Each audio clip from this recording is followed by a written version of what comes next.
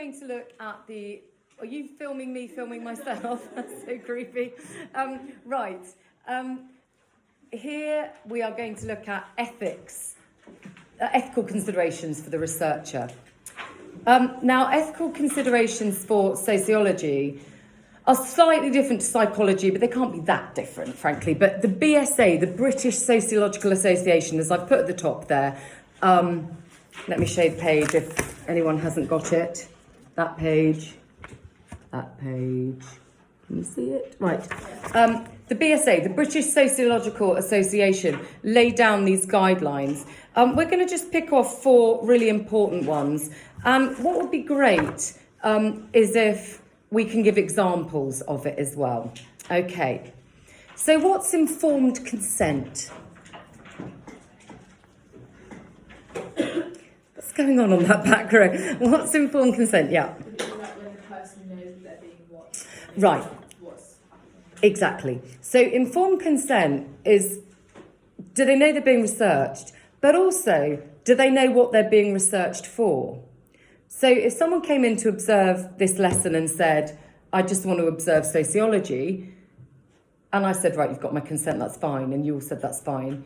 But if I found out afterwards what they were really looking at was if I treated males and females differently, then I wouldn't have had full informed consent. But of course, what's the problem with giving total informed consent sometimes? Yeah. Because then if you did know that, then you might deliberately, consciously try to treat them. And it's going to reduce the what? I know Vane just started to use these. Begins with the. Validity. Well done. The truth. It might reduce the kind of truth of it, the validity. Well done. Again, who is it most important we get informed consent for? Those vulnerable groups. Children, the mentally ill, the vulnerable. And who's going to be standing in between them and you? The gatekeeper. Well done. You'll typically get informed consent through the gatekeepers.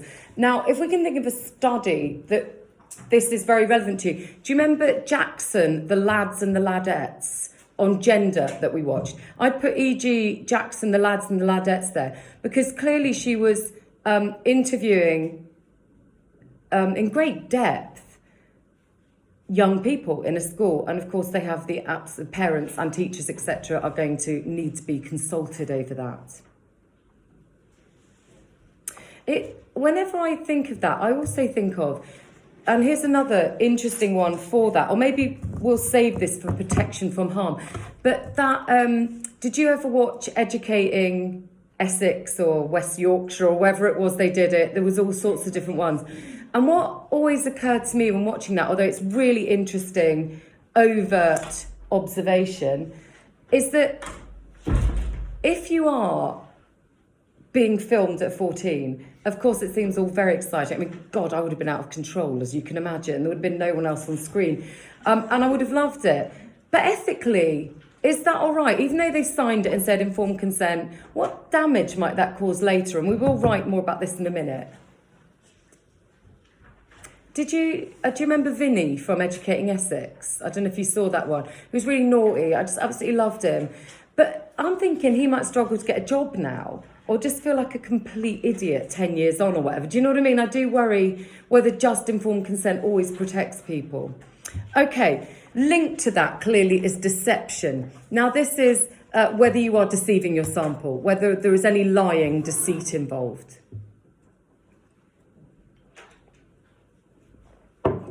And again, ideally, you should not deceive your sample. However,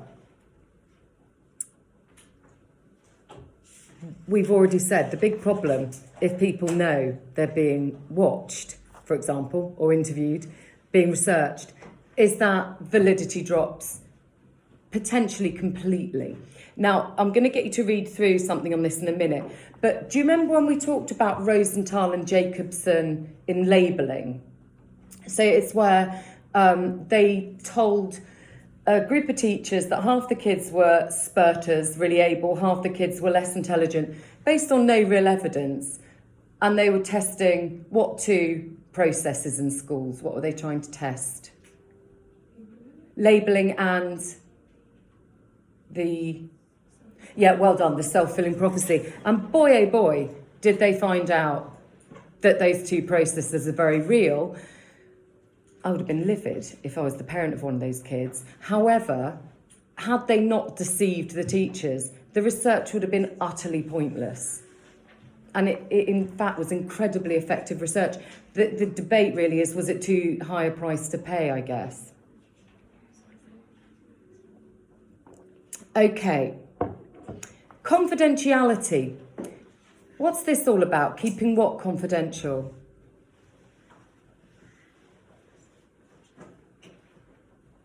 So if I'd done research into drug use amongst teenagers and then went, I interviewed these 3 girls and sent it to your parents or whatever, we could go on and on. But keeping people's identity secret is often very important. You might be looking at issues of prostitution, criminality, health conditions, all sorts of really private stuff. And people need to be reassured their identity will remain covered, protected.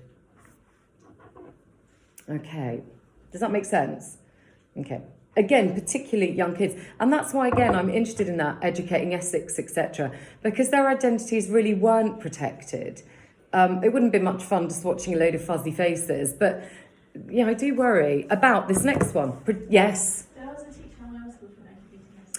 No way, who was that? I can't remember his name, but I just know that he was on educating us. Oh my God, did he come over well in it, I wonder? Yeah, was he a nice teacher? Yeah, I think he was quite funny or something. Oh. That's what I called you.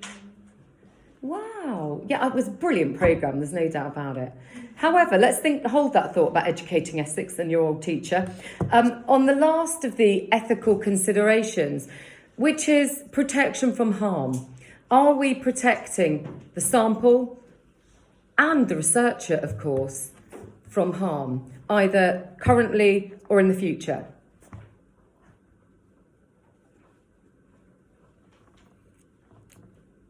Now, who are the psychologists in the room? There's a few of you on there. Yeah, you've looked at Milgram, right? Okay, we're going to watch that as a class really soon. Well, actually, in about 10 months. You're going to watch it at home and we'll discuss it online. Oh, God, how weird. It's a weird old world. Right, okay. Protection from harm means protecting the researcher and the sample that you're observing, interviewing, whatever it is. Now, Milgram did a lab experiment that we'll watch on a sample of adults and encouraged them to, frankly, electrocute other adults as part of a learning process. Now, they weren't really being electrocuted, but they didn't know that. Now, again, I'm rushing past that because we're going to come back to it. But even if you haven't done it in psychology, can you write down MI, 1L, 2Ls? 1L, GRAM, Milgram, electrocution experiment.